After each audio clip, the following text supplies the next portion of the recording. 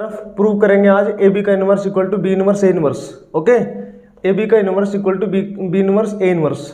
Board exam में, UP board exam में या सीबीएसई बोर्ड एग्जाम में जो है ये क्वेश्चन धूम मचा रखा है इसने, ये पूछा ही जाता है क्वेश्चन। ओके, तो चलते हैं अपने टॉपिक की तरफ। देखिए, ए बी का inverse whole inverse equal to B inverse A inverse. सबसे पहले हम क्या करेंगे, मान लिया भाई, देखो कैसे करेंगे इसको।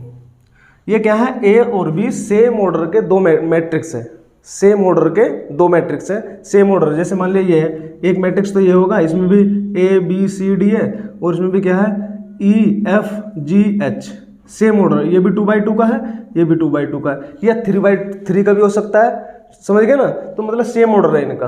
ओके, तो हम इनका जो है ए इनवर्स निकालेंगे कि इसका जो इनवर्स होता है वो बी इनवर्स ए इनवर्स के इक्वल होता है। कैसे होता है समझ गए। जब भी हम किसी मैट्रिक्स का ए इनवर्स निकालेंगे तो इसका मतलब क्या हुआ कि वो जो है नॉन सिंगुलर है, मतलब उसका डिटर्मिनेंट जो है 0 के बराबर नहीं होगा हमेशा, समझ गए। तो बी इनवर्स ए इनवर्स ये तो दिखाई दे रहा है, ये तो इन्वर्टिबल है, यानी कि इसका तो ए इनवर्स निकाला जा सकता है। लेकिन इसका हमें जांच करनी है कि इसका इनवर्स निकाला जा सकता है या नहीं निकाला जा सकता। ओके, तो हम चलते हैं अपने टॉपिक की तरफ। ध्यान दीजिए बच्चों, सेम ऑर्डर के हैं। सबसे पहले हम क्या करेंगे, let inverse of B inverse A inverse. ठीक है, ध्यान से समझना।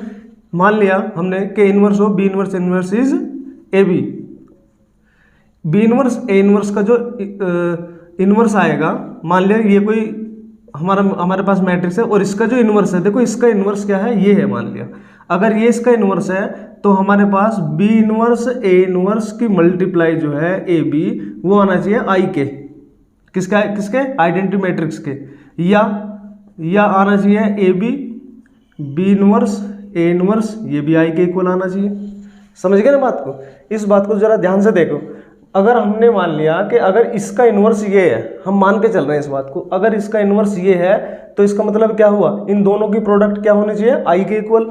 चाहे तो इसे पहले ले लो, चाहे तो इसको पहले ले लो, मर्जी आपकी है। ओके, तो ये वाली कंडीशन आई के इक्वल होती है, मतलब इसका इनवर्स अगर ये है तो, समझ गए। तो अब आ जाओ यहाँ पे। अब नाउ हम लेंगे पहले A B inverse A inverse. ठीक है, तो ये किसके इक्वल होगा भैया, इसमें एसोसिएटिव प्रॉपर्टी लगा दो। ए, इसको बी को अंदर ले जाओ, बी इनवर्स और ये ए इनवर्स, ऐसा कैसे यहीं पे। ठीक है, तो कौन सी प्रॉपर्टी है, by associative property, associative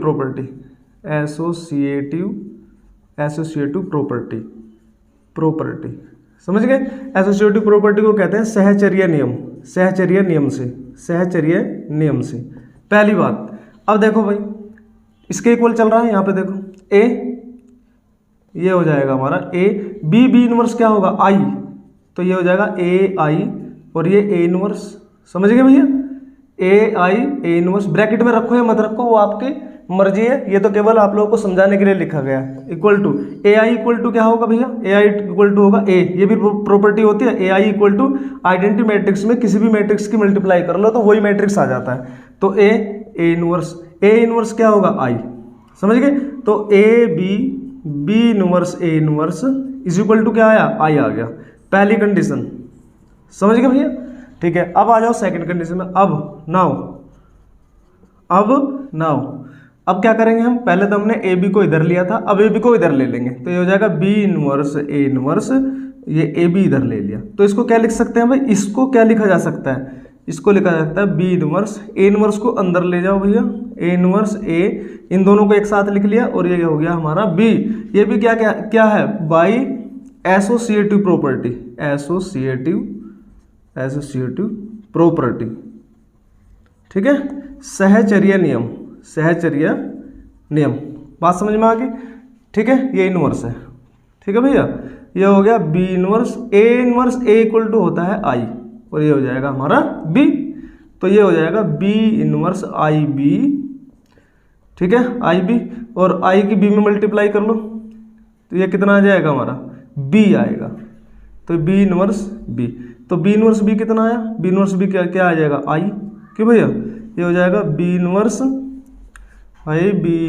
A inverse और ये ए बी इक्वल टू क्या आया, ये भी आई आया। इसका मतलब क्या हुआ, इसका मतलब हुआ यदि हमने इसका जो इन्वर्स है ये माना है तो इसका मतलब इसकी मल्टीप्लाई क्या आना चाहिए भैया, इसकी मल्टीप्लाई क्या आना चाहिए, आई आना चाहिए ना भाई। जब हमने इसका इन्वर्स ए भी माना है तो इन दोनों की जो मल्टीप्लाई है वो क्या आना चाहिए, हमारा आई आना चाहिए।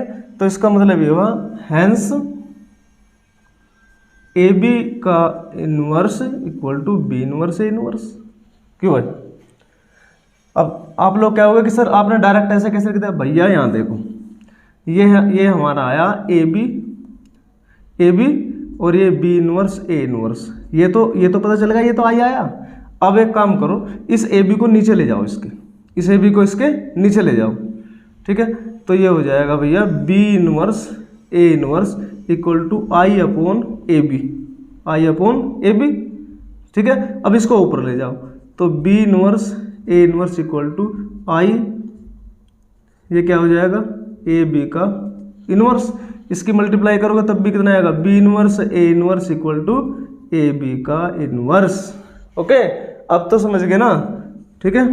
तो इस तरीके से जो है हम ए बी का whole inverse B inverse A inverse के इक्वल निकाल सकते हैं। ये बात ध्यान रखना कि यहाँ पे नॉन सिंगुलर मैट्रिक्स है, ना तो ए का डिटर्मिनेंट ए के बराबर है, ना ही बी का डिटर्मिनेंट ए के बराबर है, ना ही ए बी का डिटर्मिनेंट ए के बराबर होगा। क्यों, क्योंकि जब ए का डिटर्मिनेंट इसके बराबर नहीं भाई, ए का डिटर्मिनेंट इसके बराबर नहीं, बी का डिटर्मिनेंट इसके बराबर नहीं, तो इसका मतलब क्या हो जाएगा, ए बी का डिटर्मिनेंट भी इसके बराबर नहीं। समझ गए ना, ये वाली कंडीशन होती है। और इनवर्स हम उन्हीं मैट्रिक्स का निकाल सकते हैं जिनका डिटर्मिनेंट जीरो के इक्वल नहीं आएगा। अगर डिटर्मिनेंट जीरो के इक्वल आ गया तो उसका हम ए इनवर्स नहीं निकाल सकते। कैसे नहीं निकाल सकते भाई, ए इनवर्स जो होता है वो होता है 1 अपॉन ए का डिटर्मिनेंट एडजॉइंट ए, ये होता है। अगर यही हमारा जीरो आ गया 1 अपॉन 0 एडजॉइंट ए, अगर यही जीरो आ गया तो ये तो नॉट डिफाइन हो जाएगा भैया, अनंत आ जाएगी इसकी तो वैल्यू नॉट डिफाइन, ठीक है। तो ए इनवर्स हो जाएगा हमारा नॉट डिफाइन। अगर भैया वीडियो समझ में आ गई हो और अच्छी लगी हो तो चैनल को कर देना सब्सक्राइब और वीडियो कर देना लाइक और घंटे को दबा के जो है ऑल पे क्लिक कर लेना। थैंक यू बच्चों।